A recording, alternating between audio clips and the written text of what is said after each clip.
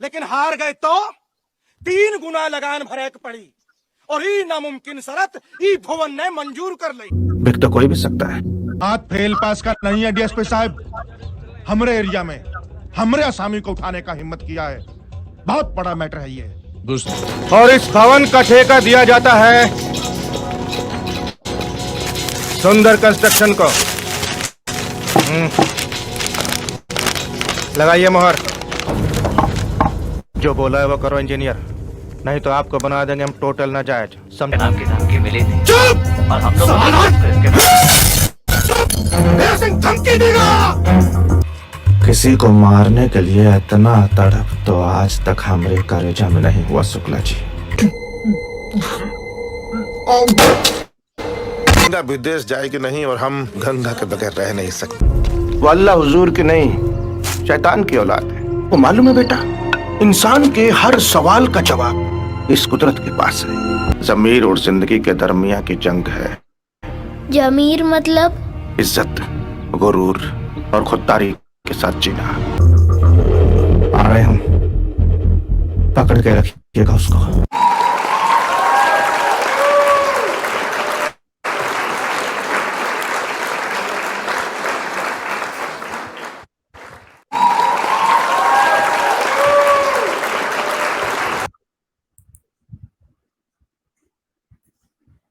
नमस्कार यशपाल सर, आपका नमस्कार। बहुत बहुत स्वागत है मूवी मूवमेंट के एक नए कार्यक्रम में।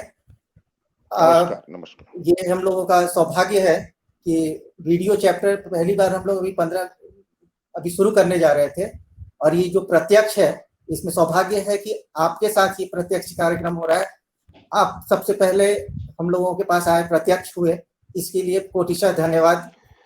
मैं अपने आप को भाग्यशाली समझता हूं पूर्णेंदु जी, बिल्कुल। मैं क्योंकि आपके बारे में जितना कुछ जानता हूं, I respect you so much.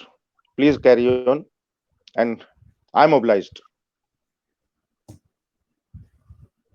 तो दर्शकों, यशपाल शर्मा सर के बारे में कहाँ से शुरू करें, कहाँ अंत करें, शायद आपको भी कहा जाए तो आप नहीं बता पाएंगे, इसलिए कि इनकी जर्नी कहाँ शुरू हुई थी हरियाणा के एक क्षेत्र से, और आज इतना लो प्रोफाइल वाले, उनको कहेंगे कि एक स्टारडम के साथ रहने वाला व्यक्ति इतने लो प्रोफाइल में इतना मिलनसार, इतना जल्दी हर व्यक्ति से एकदम जमीन के सबसे नीचे स्तर पर जो लोग हैं, जो लोग शायद खोल के बोल नहीं पाते हैं, वो भी जब इनसे संपर्क करते हैं तो इतने आराम से मिलते हैं, सहयोग करते हैं। तो इनके स्वभाव के बारे में क्या कहना है, इनकी फिल्मी हस्ती, फिल्मी तौर पे जो महारथी का ओहदा है सर के पास, इस पर मैं जो शब्द भी कहूंगा कम पड़ेंगे, जितने शब्द कहूंगा कम पड़ेंगे। तो आइए आपको सीधे सीधे हम सर से हम लोग बात करते हैं, यशपाल सर से। यशपाल सर, प्रश्न का सिलसिला शुरू करें सर? बिल्कुल बिल्कुल, please carry on. Movie movement में एक परंपरा रही है सर हमेशा कि जो भी फिल्मी हस्ती हम लोगों के पास आते हैं तो उनके आगाज से उनका जो अंदाज रहा, ये सब चीजें हम लोग जरा पूछ लेते हैं, ताकि हमारे पाठक, हमारे श्रोता और ये जो नई पीढ़ी है, इन लोगों को उससे प्रेरणा मिलती है। इनफैक्ट वो लोग सीखते हैं, आप लोग जैसी हस्तियां जब सामने आती हैं, रूबरू होती हैं, उनके प्रत्यक्ष आती हैं।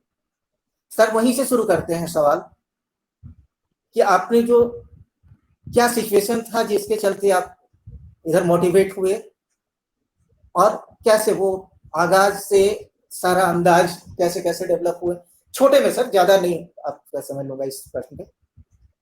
हाँ, वो क्या है पूर्णेंदु जी के बहुत सारे इंटरव्यूज में मैं ये बात काफी डिटेल में कर चुका हूँ, खासकर गुफ्तगू विद यशपाल शर्मा अगर आप देखेंगे इरफान जी का, तो उसमें भी बहुत अच्छी डिटेलिंग में 1 घंटे तक मैंने काफी बातें शेयर की हैं, और भी बहुत सारे इंटरव्यूज हैं। लेकिन मैं इसलिए उसको रिपीट ना करके, क्योंकि कुछ लोग तो नए होते हैं या पहली बार सुन रहे होते हैं, तो उनके लिए सिर्फ मैं इतना जरूर बोलना चाहूंगा कि बचपन का आपकी पर्सनैलिटी पर बहुत प्रभाव पड़ता है।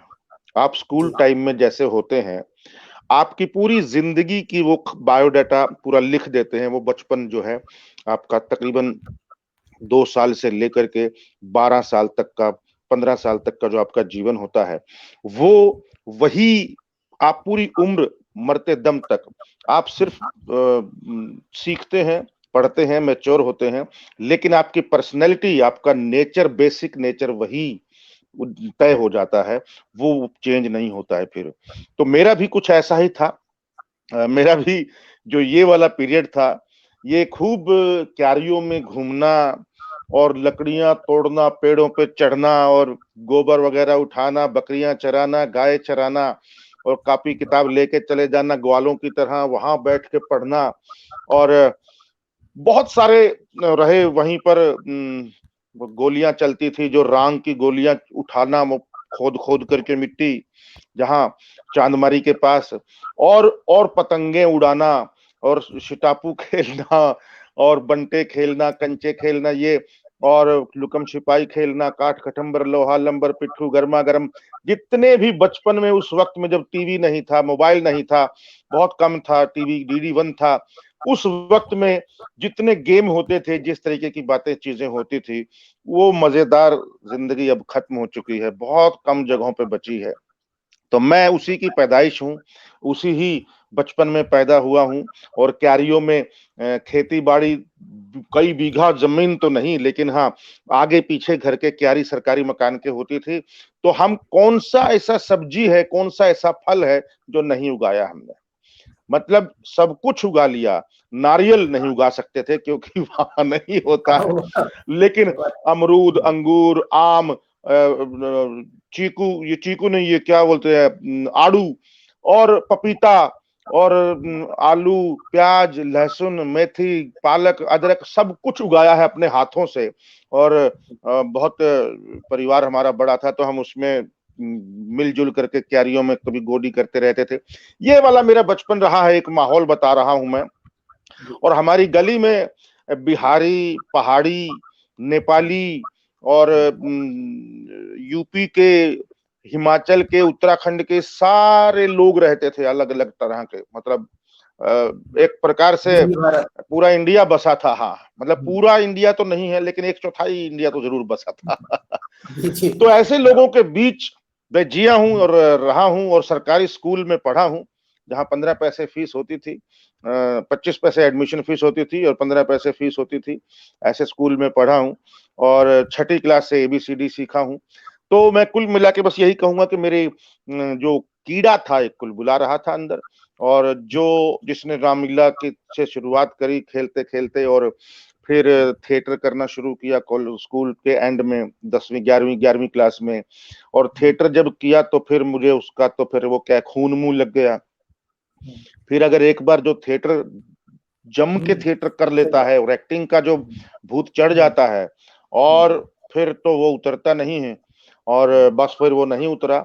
और कथा सागर, मालगुड़ी डेज और तमस और डिस्कवरी ऑफ इंडिया जैसे सीरियलों को देखते हुए, इन कथा देखते हुए मैं बड़ा हुआ, और उनका प्रभाव बहुत पड़ता रहा। और बस लगा कि NSD करनी है। राजीव मनचंदा जी थे हमारे सीनियर, स्वर्गीय राजीव मनचंदा जी, वो थे हमारे साथ, जिनके साथ हमने शुरुआत की थी। और बड़े बड़े नाटक, सोफोक्लीज के, इडिपस जैसे, मॉलियर के नाटक, कंजूस जैसे काफी नाटक इस तरीके के हम कर चुके थे। बादल सरकार, मणि मधुकर, स्वदेश दीपक, ये सारी चीजें हम उस वक्त कर चुके थे जब कॉलेज टाइम में। तो उस तरीके का थिएटर करने के बाद जी, किंग एडिपस, किंग एडिपस, जी जी, ये मेरा पहला प्ले था। जी जी, किंग एडिपस। और उस तरीके के करने के बाद बस लगा कि NSD करना है, तो NSD में नहीं हुआ 2-3 बार। फिर चंडीगढ़ में हो गया मेरा MA ड्रामा से, इंडियन थिएटर, पंजाब यूनिवर्सिटी में। तो वहां 1 साल करने के बाद फिर मेरा दिल्ली में भी हो गया नेशनल स्कूल ड्रामा, जो मेरा ड्रीम था कि मैं ये करना है। और बस वो किया 3 साल, फिर 2 साल रिपेटरी किया।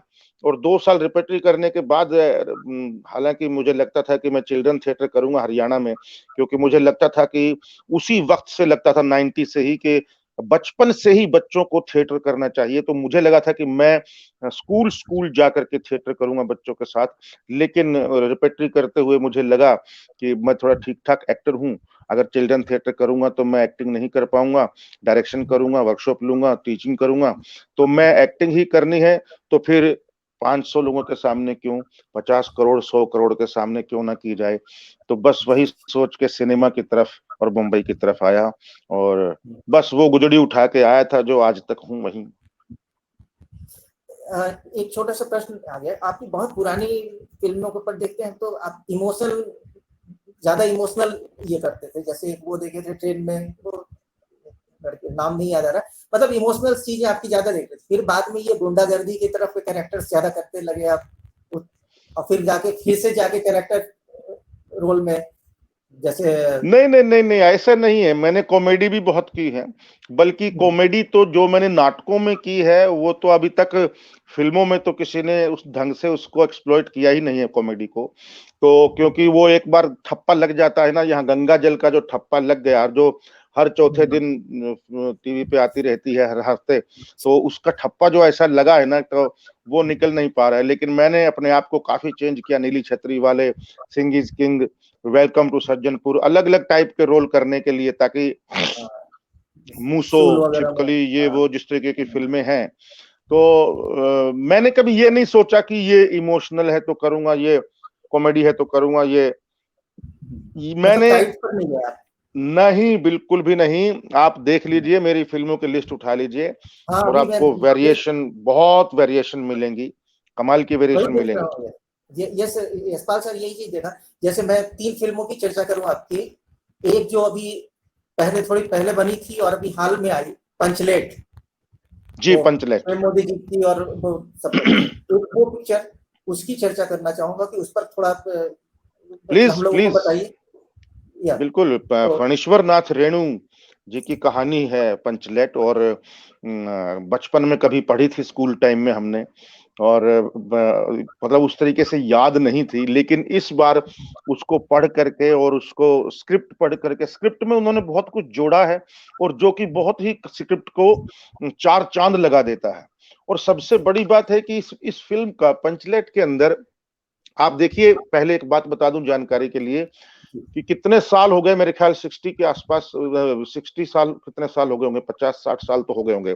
तीसरी कसम कब बनी थी मुझे अच्छे से याद नहीं आ रहा है। उसके बाद है, उसके बाद फणीश्वर नाथ रेणु की किसी कहानी पे फिल्म बनी, ये पंचलेट। उसके बीच में उनकी कोई फिल्म कोई नहीं बनी। तो ये इतिहास में 2 ही फिल्में हैं जो उनकी कहानियों पर बनी है, फणीश्वर नाथ रेणु की। तो पंचलेट का इस बारे में भी अच्छा महत्व है। और दूसरी बात, प्रेम मोदी जी, राकेश त्रिपाठी जी राइटर उनके, जिन्होंने उसको अडेप्ट किया पूरा, मतलब उसको फिल्माइज किया, सिनेमा पर उतारने के लिए स्क्रीन प्ले। अब प्रेम मोदी और इनकी जो टीम है, और जॉय जो कैमरामैन है, सुप्रतिम, जो मेरी दादा लक्ष्मी का भी कैमरामैन वही है, तो इनकी जो टीम थी वो इतनी स्ट्रोंग थी। और साथ में एक्टर भी अगर ऐसा मिल जाए तो अमितोष नागपाल, जिसने बहुत हेल्प की इस फिल्म को बनवाने में या कास्टिंग में, या तो मेरी कास्टिंग भी उसी ने ही करवाई थी, और उसी ने, अमितोष नागपाल ने। तो जब कहानी अच्छी हो, स्क्रिप्ट अच्छी हो, और जब ये टीम ऐसी अच्छी हो जाए, कैमरामैन, राइटर, डायरेक्टर और एक एक्टर मेन, तो आप आधा नहीं पौना काम समझो हो गया। सही बात। अब तो बाद की बातें हैं बिल्कुल। और दूसरी, कास्टिंग कमाल की की उन्होंने, बहुत अच्छे अच्छे एक्टर लिए सारे, कहीं भी कंप्रोमाइज नहीं किया, और एक अच्छी टीम तैयार की पंचलेट की। और सबसे बड़ी बात जो मैं सैल्यूट करता हूं कि झारखंड में देवघर, मतलब देवघर से भी आगे कहीं एक गांव है, उस बीहड़ गांव में जहां दलित लोग रहते हैं, और ऐसे ही ये दलितों का गांव, ये उनका गांव, ये उनका गांव, ऐसे गांव है जैसे कि पंचलेट में जिक्र है, बिल्कुल वैसे ही गांव में जाके शूटिंग करना। आपको ना तो कुछ बनाना है, बने बनाए मकान कच्चे, और बिल्कुल छोटे छोटे गलियां, और छोटी, बिल्कुल जो माहौल चाहिए था वहीं जाकर के शूटिंग करना। Salute to them. बिल्कुल ऐसा बहुत कम लोग ऐसा कर पाते हैं, और अपनी फिल्म के साथ न्याय, हर चीज के साथ। भी बहुत आकर्षित करती है ना कि आमतौर पे लोग सिनेमैटिक लिबर्टी के नाम पे कहानी को थोड़ा ज्यादा ही छेड़छाड़ कर देते, बिगाड़ देते हैं राजा।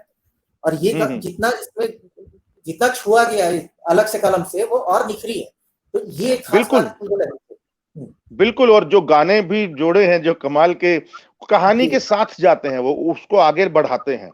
तो हम्म। और दूसरा इसमें बहुत अच्छा एक कॉन्सेप्ट यूज किया गया कि जो मेन एक्टर है उसको सूत्रधार भी रखा गया एक प्रकार से। जी। सूत्रधार की वही कहानी को आगे बढ़ाता है, क्योंकि और उससे बढ़िया सूत्रधार कोई और हो नहीं सकता था। और उसने कमाल का लाइव परफॉर्मेंस किया है, नेचुरल, बिल्कुल रियलिस्टिक, बड़ा मजेदार आमितोष ने। इतना देखिए, अच्छा मैंने ये वो राइटर है। नॉर्मल मैं प्रमोट नहीं कर रहा हूँ फिल्म को, बट सचमुच में देखने लायक है, हर एक उम्र वर्ग को देखने समझने वाली है। बिल्कुल, बिल्कुल, बिल्कुल। अभी अच्छा भी सर, ओटीटी प्लेटफॉर्म पर है। जी, ये अब आपकी होम प्रोडक्शन वाली फिल्म की बात करें सर, जिसमें आपने बनाया है, निर्देशन किया है, अभिनय भी किया है, ये दादा लक्ष्मी, जी, उनके बारे में और जरा सा उस पर रोशनी डालिए सर। दादा लक्ष्मी फिल्म जो है वो बहुत ही एक मेरा ड्रीम प्रोजेक्ट मान लीजिए, जिसमें मेरी बहुत प्यारी टीम जुड़ी हुई है, और एक-एक बच्चा, एक-एक बंदा जिसने झाड़ू भी लगाई है, मुझे अच्छे से याद है सबका, जिनको भी। और हालाँकि मैं इतना गुमसुम था अपने काम में, डायरेक्शन में, कि मैं बहुत कम ध्यान दे पाता था आस-पास, लेकिन फिर भी मुझे पता है, और जो जिन-जिन लोगों को मैंने जिया है, या आप इस बात से समझ सकते हैं इस बात की सीरियसनेस, कि जहाँ हमने शूटिंग की थी जिस घर में, उस घर में उनकी डेथ हुई। मुंशी खान जी मुस्लिम हैं जो, उनका घर है मस्जिद के बाजू में ही। तो उनकी डेथ हुई अभी 10-15 दिन पहले। तो हम लोग वहाँ सब मैक्सिमम लोग गए थे, और मैं भी जब गया था तो रामपाल बल्हारा जी और गिरिजा शंकर मोदी, योगेश मोदी, काफी लोग गए थे वहां पर। जगत तो वहीं रहता है, जगत परदेसी। तो एक बात सुनिए, जैसे जो उनके घर पे गोबर लीपती थी या झाड़ू लगाती थी लेडी, और जो मेरी फ़िल्म के अंदर बहुत हेल्प किया, मेरी फ़िल्म के अंदर क्राउड भी लेके आई थी वो, और जहाँ भी लगा सर ओढ़ करके वो बैठ जाती थी, धूप के अंदर भी। इतना 48 डिग्री टेम्परेचर 50 तक पहुँच गया था, बड़ी बहुत गर्मी थी। और उसकी बिटिया को भी इन्वॉल्व करती थी वो, और दोनों ने मिलके इतना हेल्प किया। तो अभी जब हम गए थे तो हम उनके घर पे जाके लंच करके खाना खा के आए, उनसे मिल के आए, इतने खुश हुए वो, इतने खुश हुए कि मतलब जिसका कोई हद नहीं है। रोज मैसेज आते हैं उनको कि पूरा गाँव याद कर रहा है आपको, ये। तो एक फ़िल्म का कहानी सिर्फ ये नहीं होता कि फ़िल्म हिट हो गई या फ़िल्म अच्छी बन गई। ये जो चीज़ें हैं ना पीछे, ये बहुत मायने रखती हैं, क्योंकि हमको सही बात। ज़िंदगी भर आगे काम करना है। तो ये जो टीम बनाकर चलना है, कभी कोई रूठ गया, कभी कोई रूठ गया, कभी किसी बात से कोई नाराज़ हो गया, कभी कोई नाराज़ हो गया, लेकिन हमको एक सहजता के साथ चलना चाहिए, और इस फ़िल्म ने मुझे बहुत कुछ सिखाया है। बहुत कुछ सिखाया। एक तो सहनशीलता सिखाई है कि कुछ भी क्योंकि कई तरहों के लोगों को आपको हैंडल करना पड़ता है, और हर तरह के लोग होते हैं। किसी का नाम नहीं लिया तो वो नाराज़ हो गया, किसी को अगर इनवाइट नहीं किया कहीं पर तो वो नाराज़ हो गया। सही तो बात है। तो एक टीम को सँभालना बहुत बहुत ही कठिन कार्य है, और लेकिन मुझे खुशी इस बात की है कि हम सबकी मेहनत मेहनत में किसी ने कोई कमी नहीं छोड़ी। हम सबका जो रिज़ल्ट आया है वो कमाल का आया। मैं ये नहीं कहता कि हमारी दुनिया की सबसे अच्छी फ़िल्म है, लेकिन दुनिया में कई जगहों पर अवार्ड मिले हैं, कई जगहों पर नहीं भी मिले हैं। 11 जगहों पर सेलेक्ट नहीं हुई है फ़िल्म, रिजेक्ट हो गई है। तो इसका मतलब ये नहीं कि फ़िल्म के अंदर खामियाँ भी होंगी। वाकई ये कोई तो मैं ये नहीं कहता हूँ कि ये कि मतलब क्या बन गया है ये वो आपकी चार्ली नम्रता चैपलिन है, का आप अपने मुँह नहीं कर रहे हैं, बट जो दर्शक मॉडर्न देख टाइम्स रहे या हैं उनको। गोल्ड रश बन गई है, मैं ऐसा नहीं कहता हूँ। हाँ, लेकिन मैं इतना ज़रूर कहता हूँ कि हमारे इलाके से इतनी अच्छी फ़िल्म अभी तक नहीं आई है, जो कि टेक्निकली भी और इमोशनली भी और परफ़ॉर्मेंस वाइज़ भी हर तरीके से वन ऑफ द बेस्ट है। और बहुत बहुत कम फ़िल्में हैं ऐसी, मेरा ये कहना, बहुत गिनी-चुनी फ़िल्में हैं। पगड़ी को छोड़ दो, सतरंगी को छोड़ दो, लाडो को छोड़ दो, सांझी को छोड़ दो, चंद्रावल को छोड़ दो, जरजोरू और ज़मीन को छोड़ दो। मतलब ये उँगलियों पे गिन सकते हैं। लेकिन फिर भी मैं ये कहूँगा कि हमारी फ़िल्मों को, हरियाणवी सिनेमा को बाहर कोई नहीं जानता है। तो अब समय आ गया है कि दुनिया हरियाणवी सिनेमा के बारे में जाने, चर्चा करे। बड़े बड़े होर्डिंग बॉम्बे में लगे और जिस तरीके से इसका प्रोसेस रहा कि सिनेमा कैसे बनता है, ये अपने आप में इस पर एक किताब लिखी जाएगी, जो कि चल रहा है उस पर काम, और लिख रहे हैं हमारे एक बहुत बड़े राइटर हैं जो हमारे शूटिंग में भी आए थे, वो उस पर लिख रहे हैं। और बाकायदा मैं चाहता हूं कि इसके दस्तावेज जो हैं पूरी मेकिंग के साथ में रहें और एक अच्छी किताब लिखी जाए लगान की तरह। सर, एक फिल्म आपकी दूसरे सिर्फ एक बात और मैं भूल गया हूं शेयर करना कि विदेशों में बहुत लंबी फिल्मों देखने का चलन नहीं है। ये तकलीफ लगान को भी झेलनी पड़ी थी। और इस मेरी फिल्म भी 2.5 घंटे 2 घंटे 32 मिनट की फिल्म है। और तो बहुत कई लोग तो वो देखते, अरे यार 2.5 घंटे की फिल्म, वो तो बोलते हैं कि छोड़ो इसको साइड में रखो। तो ऐसा भी कई जगहों पर हुआ होगा जरूर। और गाने भी हैं। अब फिल्म शुरू हुई और शुरू नंबरिंग में ही गाना शुरू हो गया। तो कई विदेशों में कई लोगों को इस चीज की आदत नहीं है और वो इसीलिए इतना अच्छा म्यूजिक होने के बावजूद भी इस फिल्म में फेस्टिवल्स में म्यूजिक की कैटेगरी ही नहीं होती। मैक्सिमम जगहों पे म्यूजिक की कैटेगरी नहीं है क्योंकि म्यूजिक गानों का रिवाज नहीं है। वो बहुत इसलिए कई जगहों पर रिजेक्ट भी हुई है। जी जी। अभी आप कलकत्ता में शूट करके आए हैं एक फिल्म छिपकली। कलकत्ता से 7 घंटे का रास्ता है, बहरमपुर वहाँ। जी, तो वो तो अभी रिलीज होनी बाकी है शायद। लोग बता रहे थे कि नवंबर दिसंबर में शेड्यूल किए हैं, बट डिपेंड करेगा कि हाँ कोरोना और वो सब चीजें। तो उस फिल्म के बारे में, तो उसमें भी मैंने जितना जो देखा उसका सारा कुछ, तो उससे लग रहा है कि वो आपका एकदम अलग डिफरेंट कैरेक्टर है। वो वैसा कैरेक्टर आपका कभी देखा नहीं था। थोड़ा सा उस पर बताइए। जी, वो तो अभी ताजा कर दिया गिरिजा शंकर ने। उसका एक पोर्ट्रेट बनाकर मुझे गिफ्ट किया, बड़ा अच्छा लगा, बहुत ही प्यारा बनाया। Thank you Girija. और ये छिपकली है फिल्म का नाम। इसमें बहुत ज्यादा कैरेक्टर नहीं है, मेजर कैरेक्टर 2 ही हैं, योगेश भारद्वाज और मैं। और एक लड़की है तनिष्ठा विश्वास, जो कि तीसरी, और बाकी छुटपुट ऐसे कैरेक्टर हैं। तो मेरे बात कहने का मतलब ये है कि पूरी फिल्म जो है वो हमारे कंधों पर है, 2 लोगों के, क्योंकि हमारी बातचीत है शुरू से आखिर तक, और इतनी इंटरेस्टिंग है ना वो। ऐसे चैलेंजिंग रोल मुझे करना चाहिए, मुझे ऐसा लगता है हमेशा, क्योंकि वो ढर्रे वाले, गंगा जल वाले, ठाकुर वाले, चिल्लाने वाले, मार दूंगा काट दूंगा, करप्ट इंस्पेक्टर ढीकड़ा, ये कर करके मैं अक चुका हूं। इसलिए मैं अभी कम से कम 10 फिल्में ऑफर होती हैं तो मैं एक को हाँ करता हूं, बड़ी मुश्किल से, नहीं तो मुझे मन ही नहीं करता। मैं कहा अपना ही करेंगे, फिर तो अपना ही बेड़ा बांधेंगे। तो छिपकली के जो राइटर और डायरेक्टर हैं वो कौशिक कर हैं, जो कि मैं कहता हूं जितने लोगों के साथ मैंने आज तक काम किया है, ऐसा बावला मैंने नहीं देखा। मतलब जो उसके अंदर जो है कहानी रग रग में, कण कण में, खून की एक एक बूंद में बसी हुई है, वो इस तरीके से काम करता है। थिएटर का बंदा है इसलिए, क्योंकि मुझे पता लगा उन्होंने काफी नाटक किए हैं पहले। ऑफ माइस एंड मैन जिसपे मूसो फिल्म बनी है, उसमें भी नाटक कर चुके हैं वो लोग, और तनिष्ठा के ही पिताजी ने डायरेक्ट किया था, ये भी मुझे अभी पता लगा। तो बहुत एक ऐसी टीम थी जो थिएटर से जुड़ी हुई थी, और जो पैशन था, एक बंदा, मतलब वहां पर आर्ट के लोग, डायरेक्शन के लोग, प्रोडक्शन के लोग, चाहे प्रेस करने वाले हों, कॉस्ट्यूम वाले हों, इतना पैशन था हर किसी के काम में कि मैंने इस तरीके की, मतलब जुझारू टीम बहुत कम देखी है, बहुत कम। ऐसी टीम तो नहीं देखी कभी भी। और जिस तरीके का डायरेक्टर क्लैरिटी एंड कन्विक्शन कमाल की है। और जिस तरीके, मैं डर गया था शुरू में जब मैंने पढ़ा था, वहां इतने लंबे लंबे डायलॉग, ये कोई नाटक थोड़ी है, फिल्म है भाई, सिनेमा है।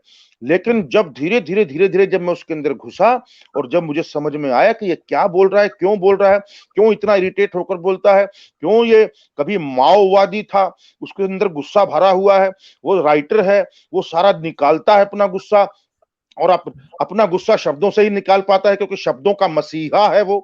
और बहुत सारी चीजें मुझे कैसे चलेगा वो, कैसे किस तरीके का साइकोलॉजी क्या है उसकी, फिलोसफिकल कैसा सोचता है, किस किस बारे में सोचता है।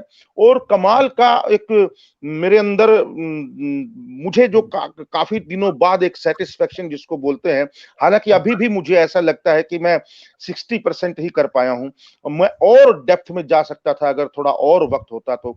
लेकिन फिर भी मैं ये नहीं कहूंगा कि जितना भी काम हुआ है वो अल्टीमेट हुआ है। और मैंने बहुत टाइम के बाद एक ऐसी फिल्म की है कि मैं गर्व से कह सकता हूँ, आफ्टर मूसो भी, क्योंकि मूसो भी पूर्णेंदु जी एक ऐसी फिल्म थी जो अभी ओटीटी पे रिलीज होने वाली है, जो दीपांकर प्रकाश ने डायरेक्ट की है और विनोद जी ने प्रोड्यूस की है, विनोद कुमार जी ने। उसमें श्वेता पड्डा का भी बहुत अहम रोल है। तो इस फिल्म के बारे में भी मैं थोड़ा सा 2 मिनट बोलना चाहूंगा कि ये एक नॉवल है, जॉन स्टीनबेक करके एक राइटर थे अमेरिका में। और जैसे अभी कोरोना हुआ है वैसे 100 साल पहले एक बीमारी पहले भी थी। उस बीमारी के बाद लिखा हुआ एक novel of mice and man, ये नॉवल को नोबेल प्राइज मिला था इस राइटर को इस नॉवल से। तो ये उसके ऊपर ये फिल्म है मूसो। मूसो मतलब चूहा, मूसा, उसको मूसो मतलब लोकल लैंग्वेज में मूसो कहा गया है। उसमें भी मेरा जो रोल है वो मेंटली थोड़ा रिटायर्ड बच्चे का दिमाग है, थोड़ा सा ऐसा रोल है जो कि मुझे बहुत टाइम के बाद ऐसा लगा था कि yes I have done something. फिल्मों में, थिएटर में तो खैर मैं कर ही रहा था, लेकिन उसके बाद ये छिपकली फिल्म है। और उसके बाद जो फिल्म होगी कोई, तो वो दादा लक्ष्मी होगी पार्ट 2, क्योंकि उसमें मेरा अहम रोल होगा। जी जी, नहीं निश्चित रूप से ये ओटीटी पे किस पे है सर? कौन सी? नहीं, अभी रिलीज नहीं हुई है, आएगी। अभी मूसो रिलीज नहीं हुई है। मेरे ख्याल से वो डिज्नी स्टार पे रिलीज होगी, लेकिन अभी रिलीज नहीं हुई है। तो हालिया आपकी एक तो ये छिपकली रिलीज होने वाली है, मूसो रिलीज होने वाली है, और कुछ अच्छी सी चीज और है एक बंटी और बबली है, यशराज की फिल्म है, वो बहुत बड़े बजट की फिल्म है। और उसमें है कॉमेडी रोल है एक। और एक है द ग्रेट इंडियन फैमिली, वो भी बहुत बड़े यशराज की ही फिल्म है और बहुत बड़ी बजट की फिल्म है। विक्की कौशल और हमारी हरियाणा की ही हीरोइन है मानुषी छिल्लर, उसके हाथ है। और मेरे क्लासमेट भी, मेरे दोस्त लोग भी, मनोज पाहवा, कुमुद मिश्रा जैसे लोग हैं, परितोष जैसे लोग, काफी अच्छे अच्छे एक्टर हैं इस फिल्म के अंदर। और जिन्होंने टशन, धूम 3 वगैरह बनाई, वही है डायरेक्टर विक्टर इसके, जो कि बहुत ही मणिरत्नम के साथ काम कर चुके हैं। तो इस तरीके से एक कमाल की एक ये फिल्में हैं। एक मिस्टर पानवाला है जो रिलीज होने वाली है, उसमें भी लीड रोल है, मिस्टर पानवाला का ही रोल है मेरा। लेकिन वो भी लंदन के डायरेक्टर प्रोड्यूसर हैं और कोरोना की वजह से वो फिल्म भी अटकी हुई है। और भी 1-2 फिल्में हैं, लेकिन कब होंगी रिलीज मुझे ये समझ में नहीं आ रहा है, क्योंकि जब मेरी दादा लक्ष्मी ही अटकी पड़ी तो मैं किसी और को क्या दोष दूं। ये कि देखते हैं सर, बड़े बैनर्स की फिल्म या बहुत बड़े बजट या बहुत बड़ा ब्रांड जो ऑलरेडी मुंबईया ब्रांड, बॉलीवुड और ये सब तरह के हैं, तो ये सब फिल्में तो कहीं ना कहीं पुश सेल होके भी, थोड़ी दबी फिल्में हैं तो पुश सेल होके पूरे भारत में फैल जाती है। रीजनल फिल्मों के साथ बड़ा तेज है। जो स्टेट गवर्नमेंट है उनका कुछ रोल नहीं होता है, या उनको कैसे प्रेरित करें लोग, या क्या करना चाहिए उनको, आपकी राय में क्या? रीजनल नहीं, मेरे ख्याल में जी जी जी, मेरा मानना यह है पूर्णेंदु जी, आपकी बात में दम होना चाहिए। गवर्नमेंट भी क्या करे, कैसी कैसी फिल्मों को हेल्प करे, मतलब क्यों करे? अगर कोई दम का काम होगा तो गवर्नमेंट क्यों नहीं हेल्प करेगी? अभी गवर्नमेंट कंपलसरी कर देगी कि हर हॉल में फिल्म लगनी चाहिए हरियाणवी, और उसमें 4 लोग बैठे हों और 4 भी ना बैठे हों, तो हॉल वाला क्या करेगा बताइए? मैं हर रीजन की बात कर रहा हूं। जी जी तो इसका सबसे पहले सॉल्यूशन यही है कि हमें फिल्मों की क्वालिटी पर ध्यान देना होगा। जी फिल्मों की क्वालिटी जो सेंसिबल होते हुए कमर्शियल भी हो, इसका मिश्रण हो, ताकि पब्लिक देखे। मैं दोनों चीजों को समान रूप से, और दादर लक्ष्मी फिल्म उसका एक अच्छा उदाहरण है। वो सेंसिबिलिटी को लिए हुए कमर्शियल वैल्यू रखती है, तो आम ऑडियंस भी उससे जुड़ी है, और बड़े बड़े राइटर, इंटेलेक्चुअल और कवि लोग भी इससे जुड़े हैं, और आम जो बिल्कुल जिन्होंने जो सिनेमा को जानते ही नहीं है वो लोग भी इससे जुड़े हैं। स्टैंडिंग ओवेशन दिया है जब जब भी फेस्टिवल्स में हुए हैं 2-3 जगह शो, तो कमाल का रिस्पॉन्स रहा है। तो मेरा कहने का मतलब है कि स्टेट गवर्नमेंट को भी हमको भरोसा देना पड़ेगा, अच्छी फिल्में देनी पड़ेंगी, और एक जो पॉलिसी है या जो पैसा है गवर्नमेंट का वो गलत जगहों पे ना जाए, जो मतलब सिर्फ खाने के लिए, पैसा कमाने के लिए नहीं। अरे आप खर्चा करो, मिल जाएगा। अगर आकर सही ढंग से जेन्युइनली किया है तो मुझे ऐसा लगता है कि गवर्नमेंट को भी भरोसे में लेना चाहिए हमको। ऐसे नहीं कि गवर्नमेंट है तो लूट लो, काम करके लिया जा सकेगा। गवर्नमेंट है तो लूट लो, ये तो गवर्नमेंट का पैसा है, किसी के बाप का क्या जाता है। ये सोच को हमको बदलना होगा, और ताकि जेन्युइनली हम काम करें और जेन्युइनली हम पैसा लें अगर किसी से लें तो। सही बात है। एक वो भी पक्ष है कि हम वन टाइम पैसा गवर्नमेंट से लेके कुछ बचा लिए, बट आपका तो कोई ये नहीं बना ना, ट्रैक तो बना नहीं। वो तो हैंड टू माउथ वाली स्थिति हुई। एक फिल्म बनाया, जैसे ये लोग एल्बम वगैरह बनाते हैं, थोड़ा सा खाया, खत्म हो गई, फिर से एक नया करो और करो। इनका कभी तो नहीं, वो नाम कमाई का होगा। साधन हो गया है कई लोगों के लिए ना, कई लोगों के लिए कमाई का साधन हो गया है। वो बिचौलियों को खिला पिला के पैसा निकलवा लेते हैं गवर्नमेंट से, लेकिन कब तक करेंगे, क्यों करें, क्यों करना है ये सब? इससे किसकी संस्कृति का तो बढ़ावा नहीं हो रहा है, इससे तो किसी चीज का बढ़ावा नहीं होता है। आप जेन्युइनली काम कीजिए, जिंदगी भर करते रहिए, बेशक पैसा भी लीजिए, आपका जितना हक है, क्यों नहीं लेना चाहिए, सबको लेना चाहिए। जो काम करता है, खर्च करता है, उसे हक है लेने का। लेकिन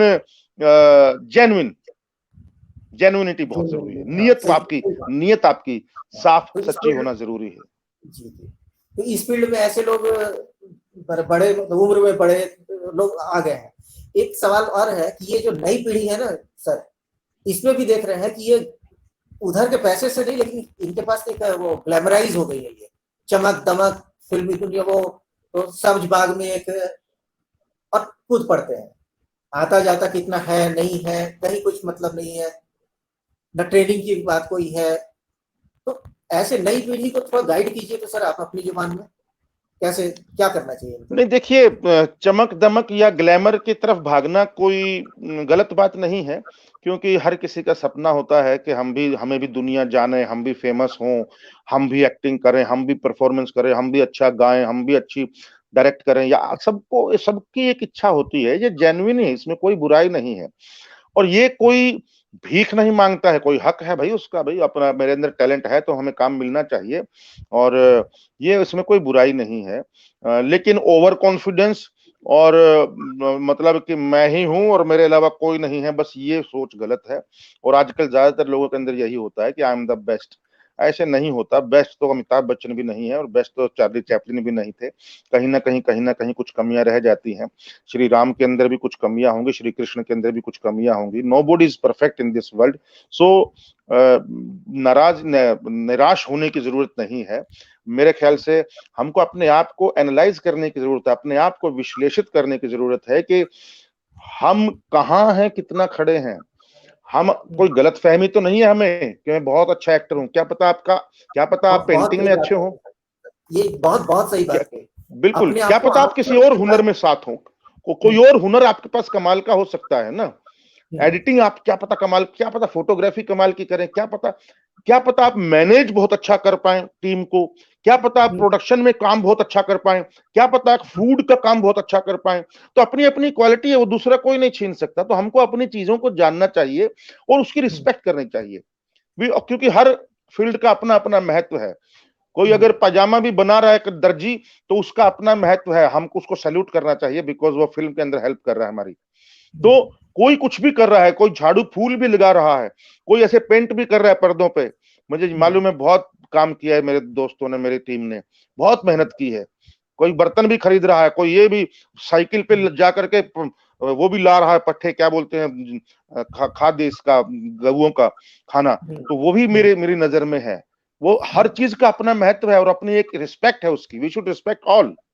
और मैं एक्टरों से या इस फील्ड में आने वाले लोगों से सिर्फ इतना कहूंगा कि अच्छा साहित्य पढ़ना और अच्छा सिनेमा देखने की आदत जरूर डालें, क्योंकि जैसा आप पढ़ेंगे, जैसा आप देखेंगे, आपका पर्सनैलिटी वैसे ही बनता जाएगा। और जैसी आपकी संगति होगी, आप वैसे ही बनते जाएंगे।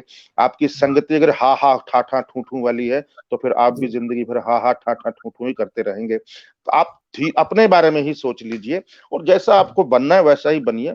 किसी का और मैंने भी जो बोला है उसको यहाँ से सुन के यहाँ से निकाल दीजिए।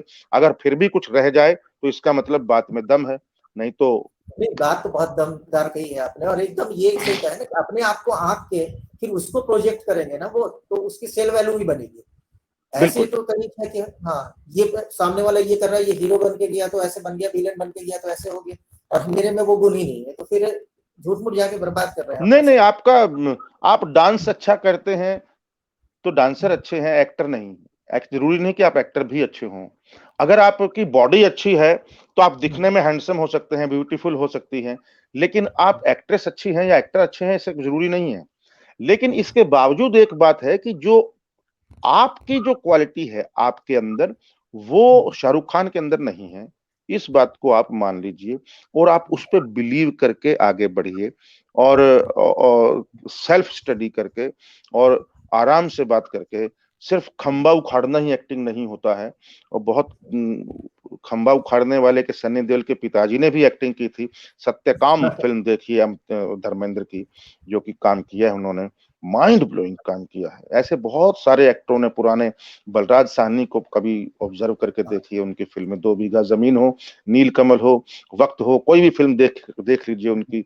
चार्ली चैपलिन को देख लीजिए, मॉडर्न टाइम्स देख लीजिए आप, गोल्ड रश देख लीजिए, और भी बहुत सारी फिल्में हैं उनकी जो हंसाते हंसाते रुला जाती हैं, रुलाते रुलाते हंसा जाती हैं।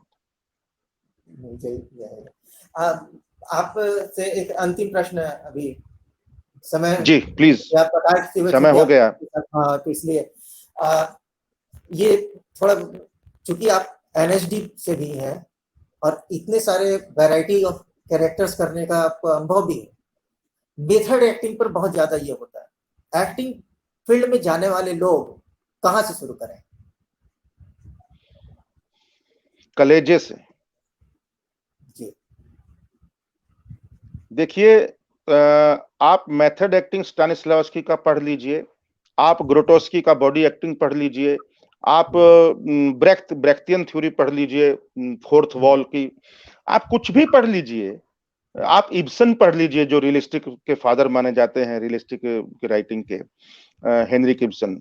आप कुछ भी कर लीजिए, अंतोन चेखव का स्टाइल, मैक्सिम गोर्की का स्टाइल, कुछ भी कर लीजिए, लेकिन आपको अल्टीमेटली अपना तरीका बनाना पड़ेगा। आपका एक्टिंग करने का, तैयारी करने का क्या तरीका है। और सबसे पहली बात, जब आप स्क्रिप्ट पढ़ते हैं तो लाउड मत पढ़िए, मन मन में पढ़िए या हल्के हल्के पढ़िए, और बिना उतार चढ़ाव के पढ़िए। धीरे धीरे जैसे जैसे आप समझने लगेंगे, आपको बात समझ में आएगी, अपने आप उतार चढ़ाव, कोमा, फुल स्टॉप अपने आप आएंगे। तो इसलिए जल्दबाजी कभी ना कीजिए। ये बिल्कुल धीरे धीरे रे मना, धीरे सब कुछ होए, माली सींचे सो घड़ा, ऋतु आए फल होए, ये वो वाली बात है। तो जब अंदर पकेगी ना बात, तब अपने आप फल आएगा और वो सही करेक्टर निकल के आएगा। अदरवाइज आप जबरदस्ती करेंगे ना कि जल्दी जल्दी जल्दी जल्दी, तो आप गलत रास्ते पे चले जाएंगे। तो थोड़ा सा टाइम मांगता है ये चीज,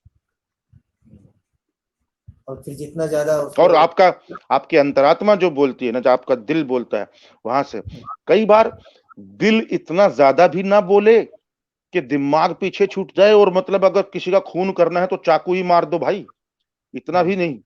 और तो दिमाग जो है वो हमारी थर्ड आई है, तीसरी आंख है, जो हम जो भी कर रहे हैं उस पर नजर रखती है। तो एक कदम आगे दिमाग, एक कदम आगे दिल, एक कदम आगे दिमाग, एक कदम आगे दिल, ऐसे साइमल्टेनियसली तारतम्य बनाते हुए चलना पड़ेगा, ताकि वो एक सशक्त करेक्टर निकल के आएगा। दिमाग भी सिर्फ चलाओगे तो इंटेलेक्चुअल, सूडो इंटेलेक्चुअल बन जाओगे, उस तरीके का काम होगा। आत्मा नहीं होगी उसके अंदर, एक्टिंग के अंदर सात्विकता नहीं होगी। सात्विकता बोलते हैं हम। हाँ भरत मुनि के नाट्य शास्त्र में 4 बताई हैं चीजें। आंगिक मतलब अंगों से, आहार्य मतलब मेकअप से, वाचिक मतलब शब्दों से, और लेकिन ये तीनों अच्छे होने के बावजूद भी अच्छी एक्टिंग नहीं कर सकते आप अगर आपके पास चौथा सात्विक नहीं है, कलेजे की नहीं, वो तत्व नहीं है। आत्मा नहीं है, फीलिंग्स नहीं है। यही है।